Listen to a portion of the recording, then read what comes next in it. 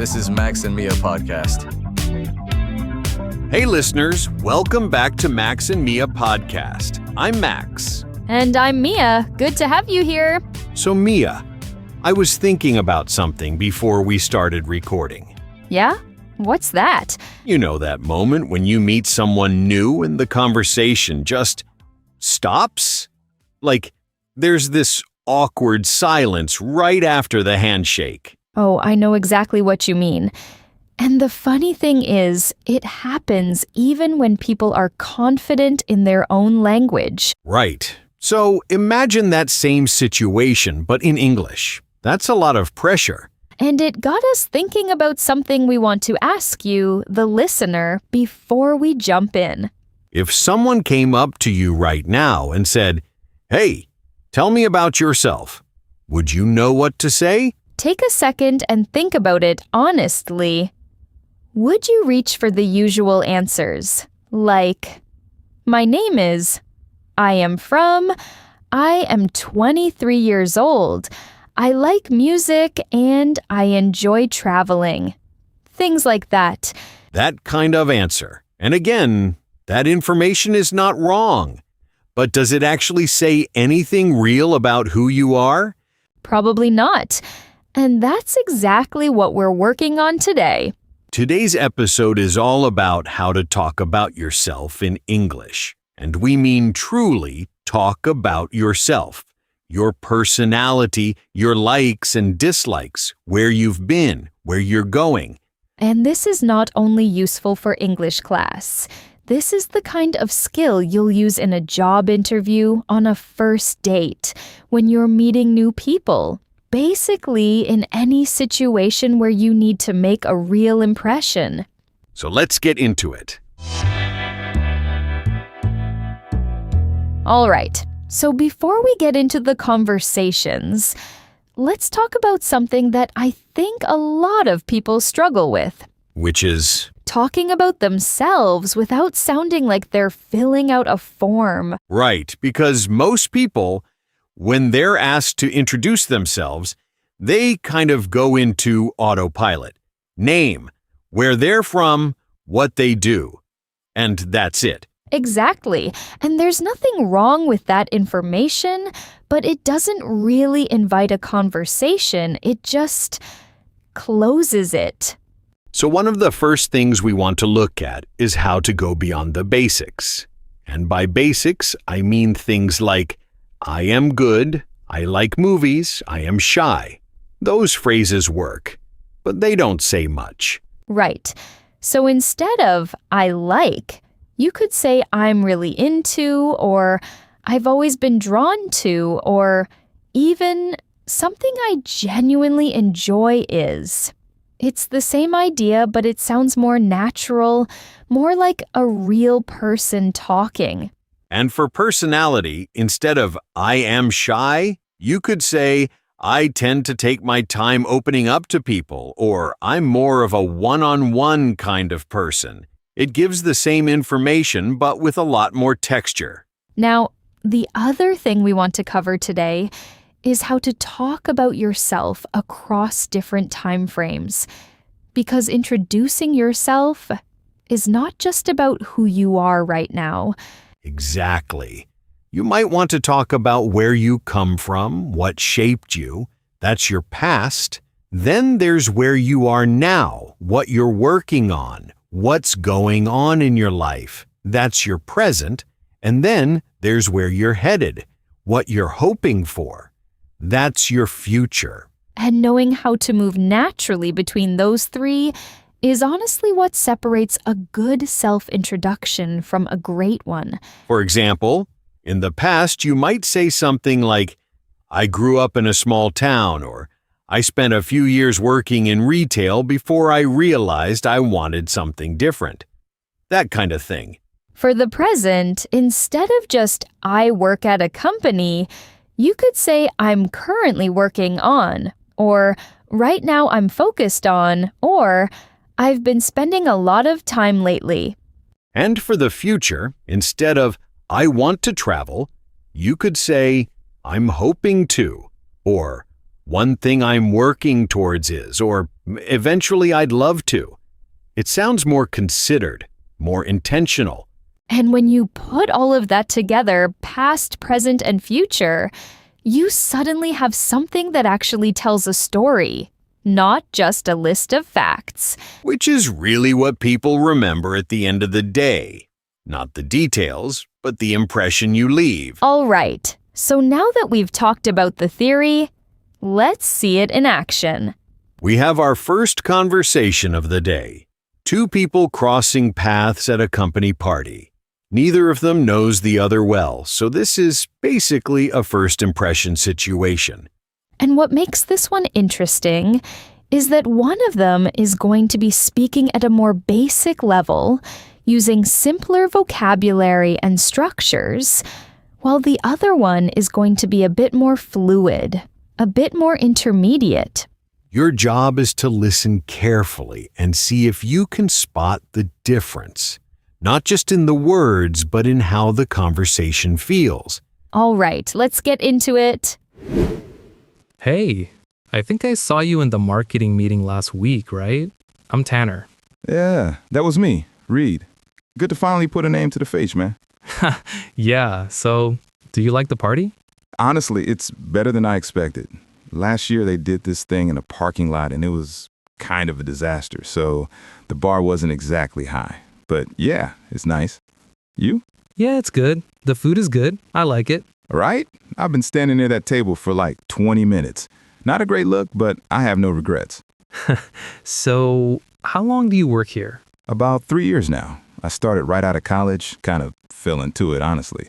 I had a different plan, but things shifted and here I am. What about you? I am here 2 years. I work in sales. Before I worked in a store. It was okay, but not good. Yeah, retail is rough. I did a summer at a hardware store when I was 18, and I think that's part of why I ended up pushing hard for an office job. You learn pretty fast what you don't want. Yes, exactly. So, you are from here? From the city? No, actually. I grew up in Tennessee, small town, not much going on. I moved here about 4 years ago because I wanted something with a bit more energy, more opportunity. It took some adjusting, but I don't think I'd go back, to be honest. You from around here? Yes, I am from here. I live with my family, my parents and my sister. I like it. That's cool. I actually miss that sometimes, having family close.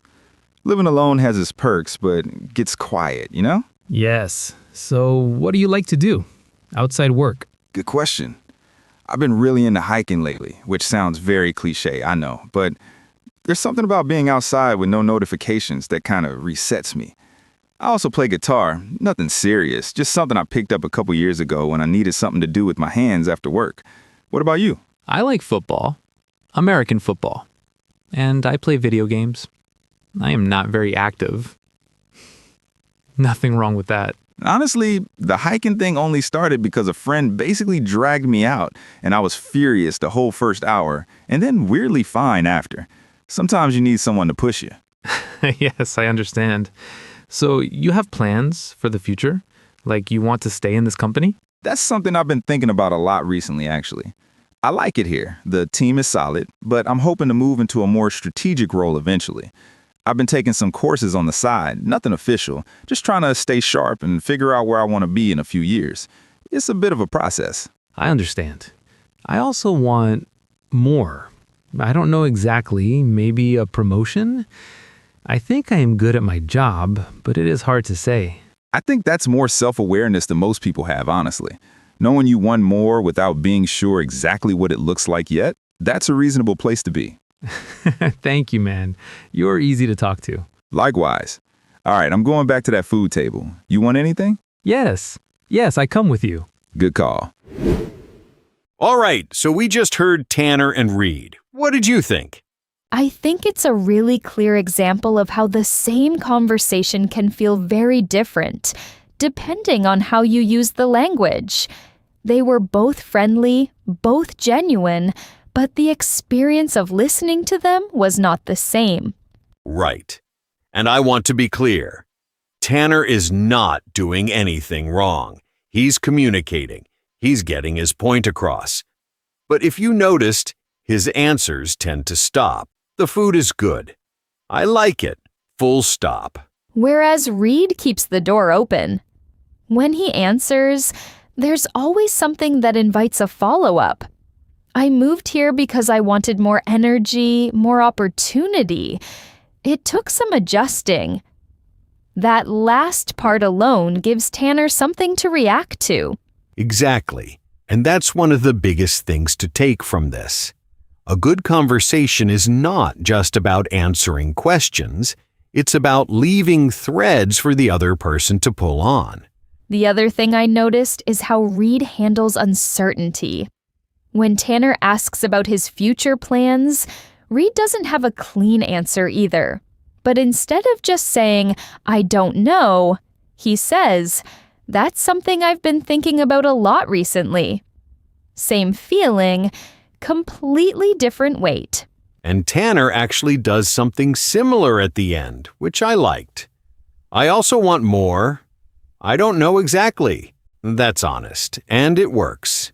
He just needs a few more tools to dress it up a bit. Which is exactly what we're going to talk about next. So this next part is something we're really excited about, because it's one of those small shifts that makes a big difference. We're talking about phrasal verbs and connectors. And the idea here is simple. You already have the content. You know what you want to say about yourself. What we're doing now is giving you better packaging. Let's start with verbs. A lot of people default to "I started" when they talk about how something began. And it works, but there are options that carry so much more meaning. For example, instead of "I started working in marketing," you could say, "I ended up in marketing." That phrase, "ended up," tells a story on its own. It suggests a journey, something unexpected, something that wasn't necessarily the plan.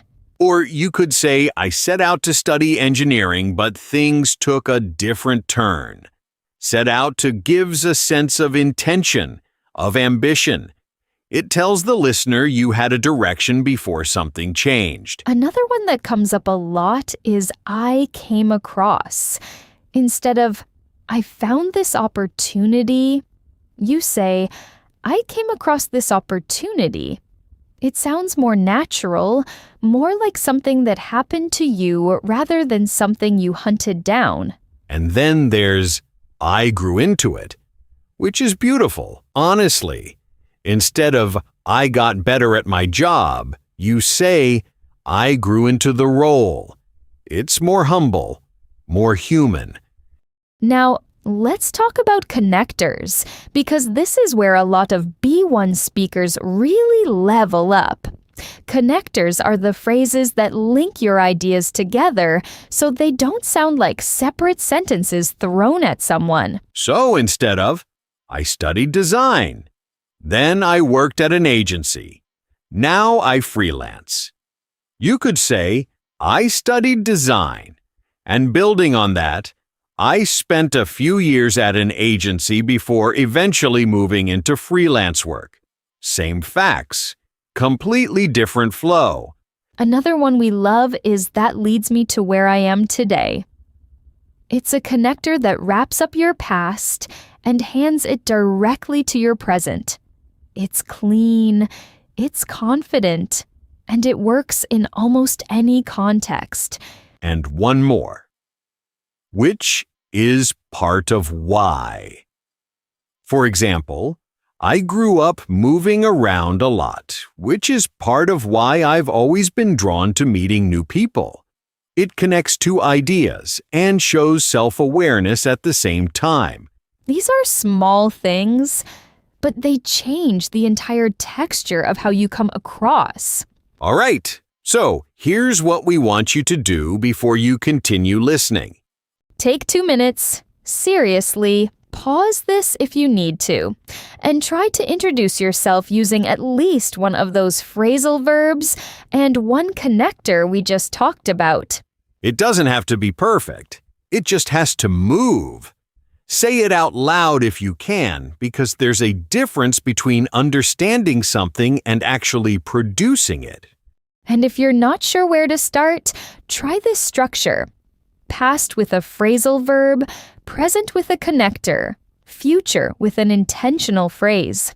Something like, I ended up studying communications, and building on that, I've been working in content for the past 2 years. Eventually, I'd love to get into something more creative. That's it. Simple, clear, and already a step above the basics. All right, let's keep going. Okay, so for this next part, we want to talk about something that a lot of intermediate learners overlook. And once you start using it, it genuinely changes how your English sounds. We're talking about words like who, where, which, that, and what. And yes, most people know these as question words. Who are you? Where are you from? What do you want? But here's the thing. These words do a second job, a completely different one. And in this second job, they're not asking anything. They're connecting and adding information inside a sentence. Let's take who as a question. Who do you work with? Simple. But now look at this. She's someone who really pushes me to think differently. No question mark. Who is now linking two ideas together. It's telling us something about her. Same with where. As a question. Where did you grow up? But in a sentence, I come from a small town where nothing much happened. Where is not asking anything. It's describing the town. Which works the same way. I took a course on communication, which ended up being one of the most useful things I've ever done, which is connecting back to the course and adding a reaction to it. And that is probably the one people already use without realizing it. I want a job that actually challenges me. That is filtering, narrowing down what kind of job. Not just any job, a specific kind. The reason this matters so much when talking about yourself is that these structures let you say more with less. Instead of 2 short sentences, you get one fluid idea. For example, I grew up in a city. The city had a big art scene. That's fine, but compare it to, I grew up in a city that had a really strong art scene. It flows, it sounds natural, and it says the same thing in one breath. Or, I have a mentor. She changed the way I think about work. Versus, I have a mentor who completely changed the way I think about work. One sentence. Much stronger.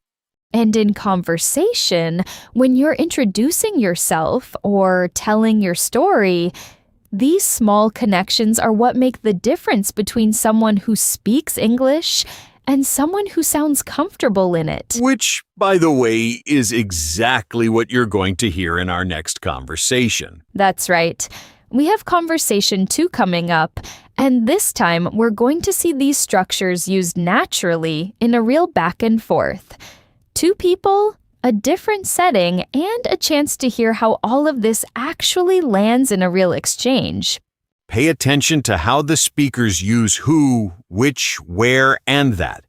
Not to ask questions, but to build their ideas. Once you start noticing it, you won't be able to stop. Let's go. Wait, Sloane? No way! I haven't seen you since that conference in Austin, right? Oh my gosh, Colton. That was like 2 years ago. How are you? Good, good. Honestly, better than I was back then. That was a weird period for me. Really? What was going on? I was in a job that I'd kind of outgrown, you know? It wasn't bad, but it was the kind of work where you stop learning after a while and you just run on autopilot. I stayed longer than I should have. I know that feeling. So what did you end up doing? I finally made the jump. I'm now at a smaller company, which honestly was a bigger change than I expected. The pace is completely different, but it's the kind of place where you actually see the impact of what you do, which is something I really needed. That makes a lot of sense. I think I remember you mentioning at the conference that you wanted something with more ownership over your work. Exactly. Yeah, you have a good memory. What about you? Last time we talked, you were thinking about going back to school or something like that? I did, yeah. I ended up doing a part-time program, which was the right call because I wasn't ready to step away from work completely. It was exhausting, honestly, but it opened doors that I don't think would have been there otherwise. What kind of program was it? UX research, which is funny because it's not where I set out to go at all. I started in marketing, and somewhere along the way, I realized the part I was most drawn to was understanding why people make the decisions they make. That kind of led me here. That actually makes a lot of sense for who you are. You were always the one at that conference asking the questions that nobody else thought to ask. That's very kind. Or I was just annoying. Hard to tell. No, it was genuinely one of those things that stood out. So are you still in the same city? I moved, actually. I'm in Portland now, which took some getting used to, but it's a city where I feel like I can breathe a bit more. Less pressure than where I was before. What about you? Still in Chicago? Yeah, still here. I go back and forth on it. It's a city that I have a complicated relationship with, but I think I'm not ready to leave yet. There's still something here that keeps pulling me back. I get that. Some places are just like that. So, what's next for you? You seem like someone who always has something in the works. Honestly, for the first time in a while, I'm okay with not having a 5-year plan. I'm focused on building something solid where I am right now, which is new for me. I've always been the kind of person who's already thinking 3 steps ahead. That's actually a really healthy place to be. I'm still working on that one. We both are, I think. Hey, we should grab coffee before we both disappear for another 2 years. Absolutely. Let's not leave it to a random conference this time. All right. So that was Colton and Sloane. And I think what made that conversation work so well is that neither of them was trying to impress the other. They were just catching up. And the language did its job quietly in the background. Exactly. And if you were paying attention, those connectors were everywhere. Colton says, it's the kind of place where you actually see the impact of what you do. That where is not a question, it's building a picture. Same thing when Sloane says, it's not where I set out to go at all. One sentence, and you already understand her whole career shift. And the which constructions, too. I ended up doing a part-time program, which was the right call. She's not just stating a fact, she's adding her own reaction to it in the same breath. That's what makes it feel like a real person talking and not a language exercise. Once you start hearing it, you realize it's everywhere in natural English. And the good news is it's not complicated to use once you get comfortable with the pattern. All right, before we close out, there's one more thing we want to leave you with. We've covered a lot today. How to talk about yourself across past, present, and future. How to swap out basic phrases for something with more texture. Connectors, phrasal verbs, relative clauses. It's a full toolkit. And the goal behind all of it is the same. We want you to feel comfortable in English. Not just correct, comfortable, confident, like someone who belongs in the conversation. And here's something we feel really strongly about. Talking about yourself in English, or in any language, does not mean you have to share everything. There's no obligation to go deep on topics that don't feel right to you. If someone asks you something you're not comfortable with, it is completely fine to say, that's not really something I talk about, or I'd rather not get into that, or simply redirect. That's not rude. That's self-awareness. Setting a boundary in English is also a skill worth practicing, and it's one that actually makes you sound more confident, not less. So, take what works for you from today, try it out, make it yours. You don't have to use every phrase we mentioned. Just find the ones that feel natural and start from there. That's all it takes. A few good tools and the willingness to use them. All right, that's it for today's episode. Thank you for spending this time with us. If something clicked today, if one phrase or one idea is going to stick with you, then this episode did exactly what it was supposed to do. We'll be back with a new episode soon. Until then, keep practicing, keep showing up, and remember that every conversation is a chance to get a little more comfortable. Take care, everyone. See you next time.